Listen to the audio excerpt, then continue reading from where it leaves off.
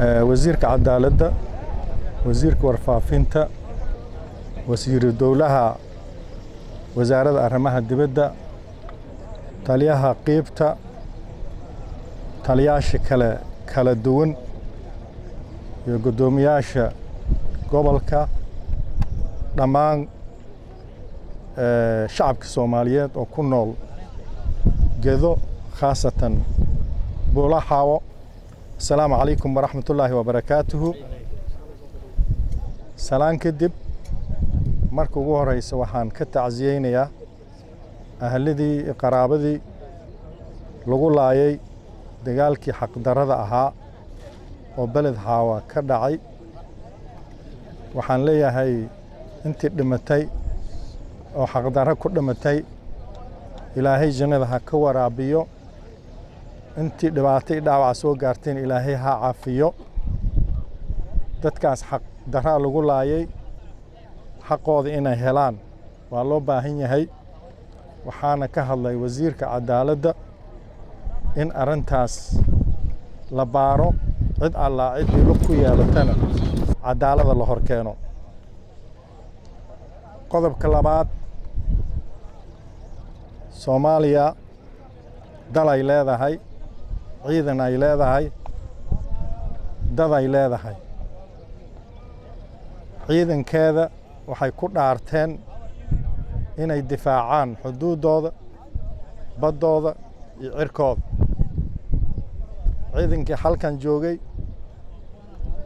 waxay guteen waajibkaas oo saaranaa.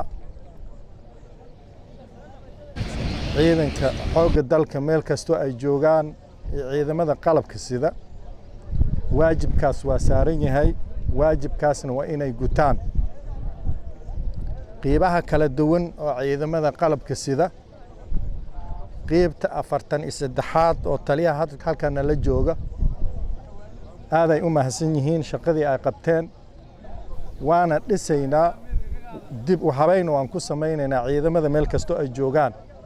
waxaan dhisi doonaa qiibtii 54aad iyo qiibtii 26aad oo hadda naga dhamman waan dhisaynaa. dal ciidan lahayn ilaalinayo madax bannaanidiisa waxaa way adag tahay dalkaas si u noolaado. waxaanu nagula dagaalamayo oo dhibaatadan u dhacayso soo noqoshadii Soomaaliya laga soo horjeeda. waxaa loo baahan yahay marka ummadda Soomaaliyeed meel ay joogtoba inay ku faanaan oo dhisaan ciidamadooda qalabka sida, sababtoo sharaftooda, horumarkooda wuxuu ku xiran yahay ciidamada qalabka sida. waxaan ogsoonahay Soomaaliya iyo Kenya inay daris yihiin. darisnimadaasna waxa anaga doorani ma aha, Ilaahay ku beeray ummadahan meesha inay degaan. in nabad lagu noolaado, la ixtiraamo, la hormariyo labada dhinacba oo walaalaha dadka degan. dhaqaalahooda laga fikiro, horumarkooda laga fikiro, tacliintooda laga fikiro, isdhexgalkooda laga fikiro, horumarkooda laga fikiro. ma joogno waqti oo hadda jabhado lasu aruursado oo laisku soo duulo. Soomaaliya cidna kuma aha duulaan. dib ay ciidankeeda u dhisan haysaa, cidna kama barinayso. ciidamadeeda xoogga dalka xuduudaha meel kastoo ay Soomaaliya leedahay waa geynaysaa, cidna kama barinayso. waxayna diyaar u tahay inay kula noolaato ummadaha jiiraanka ah iyo ummadaha kalaba nabad inay kula noolaato. mabda'aasay u taagan tahay, mana yeelayso faragelin qaawan in lagu sameeyo, duulaanna lagu soo qaado.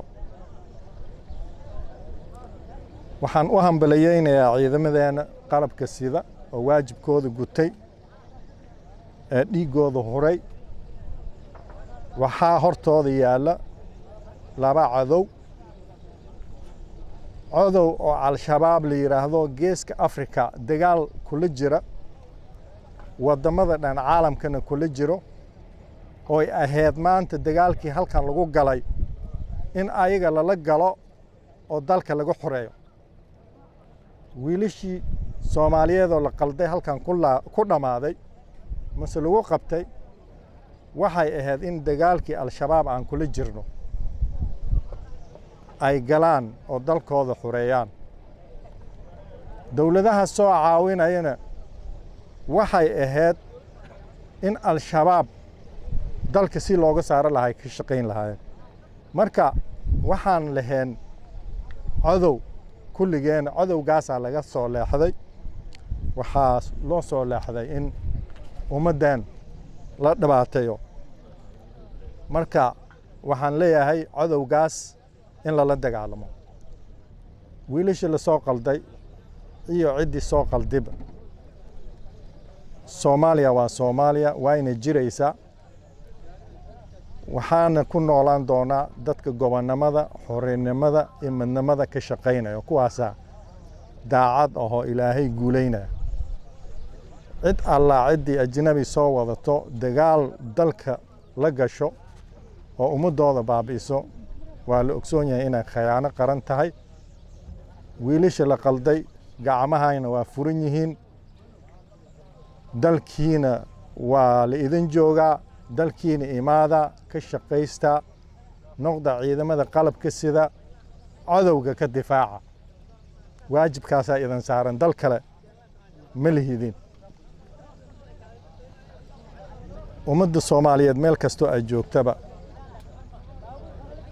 halka dalo aad leedihiin dalkan way ciidamadiina qalabka sida garab istaaga caawiya dalkiina difaaca adduunyada maanta waxa lagu dagaalamayo dhul baaxad weyn aad leedihiin bad weyn aad leedihiin khayraad badan ku jira dhulkiina yaa idinka fakanin shacabkiina garab istaaga ciidamada xoogga dalka iyo ciidamada qalabka sida dhammaantooda oo beled xaawo ku joogo waxay muujiyeen dadaal dheeri ah yay muujiyeen waxay mudan yihiin in la abaalmariyo